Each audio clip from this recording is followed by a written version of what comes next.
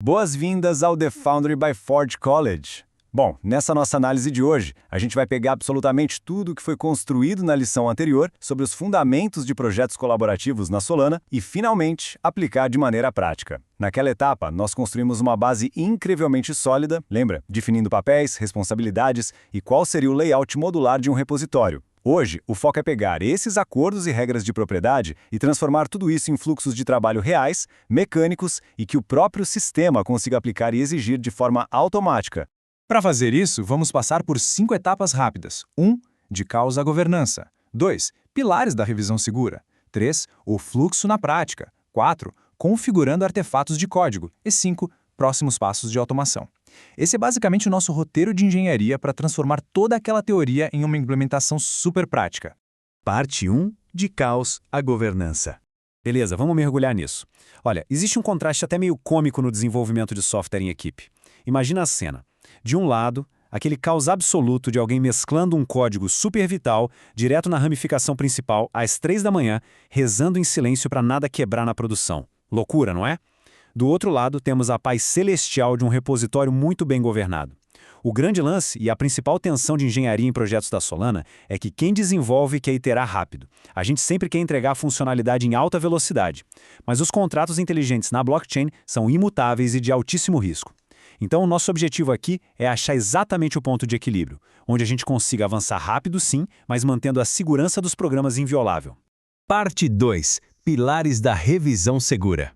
E para chegar nesse equilíbrio sem depender puramente da sorte, nós precisamos de ferramentas bem específicas.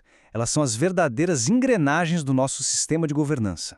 Temos 5 primitivas principais aqui. Os proprietários, que ditam a responsabilidade direta sobre partes do código. Os requisitos de revisão, que controlam exatamente quantas aprovações são necessárias. As checagens automatizadas, que funcionam como verdadeiros scanners de segurança silenciosos ali nos bastidores. A estratégia de mesclagem e, finalmente, a marcação de release. Juntando tudo isso com ferramentas de proteção de ramificação, nós criamos literalmente uma fechadura impenetrável contra qualquer alteração duvidosa.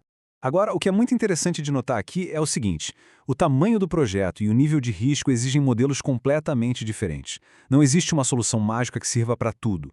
Equipes menores, com alta confiança e muita necessidade de velocidade, operam super bem só com a aprovação de único proprietário. Agora, equipes médias com mais pessoas envolvidas e mais risco já pedem algo como a dupla aprovação mais integração contínua, obrigando a passagem nos testes automatizados para liberar qualquer coisa. E se for uma alteração gigantesca, daquelas que impactam o ecossistema inteiro? Aí não tem jeito, o processo público de solicitação de comentários e consenso se torna mais do que obrigatório. Parte 3. O fluxo na prática. Sair um pouco da teoria e ver essas regras na prática é o que realmente faz a ficha cair. E a grande questão é, no exato momento em que alguém abre um pull request que mexe em arquivos supercríticos, tipo o diretório programs/token, o que a máquina faz? Como essa proposta viaja pelo sistema sem depender da boa vontade ou da memória de alguém da equipe? Vamos avançar para ver como isso se constrói cronologicamente e em uma sequência previsível.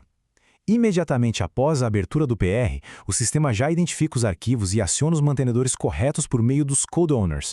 Na mesma hora, a integração contínua desperta e começa a rodar os testes. Só depois ocorre a revisão humana. E por fim, com tudo aprovado, vem o merge. É uma sinfonia perfeitamente automatizada, onde a segurança sempre vem antes do progresso. Mas olha só, nenhuma automação substitui completamente aquele olhar cirúrgico de um ser humano. Nessa etapa da revisão, as pessoas responsáveis atuam como os verdadeiros guardiões do cofre.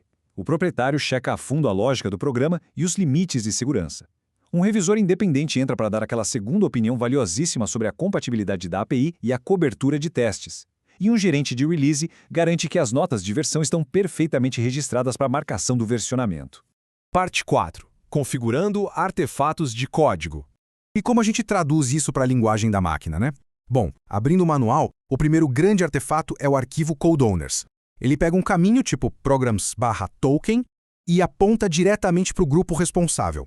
É esse arquivo que transforma os nossos acordos sociais em regras estritas que o sistema vai aplicar de forma inevitável. Inclusive, dominar a configuração desses artefatos é uma parte muito importante do que a gente aprende nos programas lá da Ford College para montar os repositórios dos nossos projetos finais. E isso ilustra brilhantemente como comandos técnicos e bem específicos atuam como aqueles guardiões que não dormem nunca. O comando cargo fmt --check reprova um código mal formatado na hora. O cargo teste roda no workspace todo para impedir regressões na lógica do Rust antes de qualquer merge. E o anchor test garante que os comportamentos on-chain estão validados em um ambiente local. Tudo frio, rápido e determinístico. Parte 5. Próximos passos de automação. Conforme o repositório amadurece e a equipe de engenharia cresce, a gente precisa saber como escalar isso. Então, o ponto crucial é, nós temos sempre que alinhar a rigidez da política com o verdadeiro risco daquela alteração.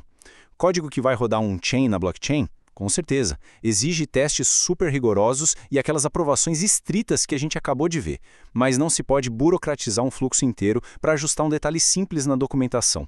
Para coisas de baixo risco, a gente pode e deve abrir caminhos mais rápidos e criar exceções documentadas no fluxo de governança. Isso tudo nos deixa com uma provocação final gigante. Como é que a gente automatiza a propagação de todas essas políticas em dezenas de repositórios e várias equipes operando ao mesmo tempo? Bom, essa é exatamente a deixa para a nossa próxima etapa, sobre como escalar o controle de versão. É fundamental já deixar essas configurações no jeito para os projetos finais de desenvolvimento. Para explorar mais a fundo este assunto e dar o próximo passo no aprendizado Web3, acessem o site forge.college. Foi muito bom explorar isso com a comunidade hoje. Construir com governança firme é o que realmente faz a diferença. Até a próxima análise.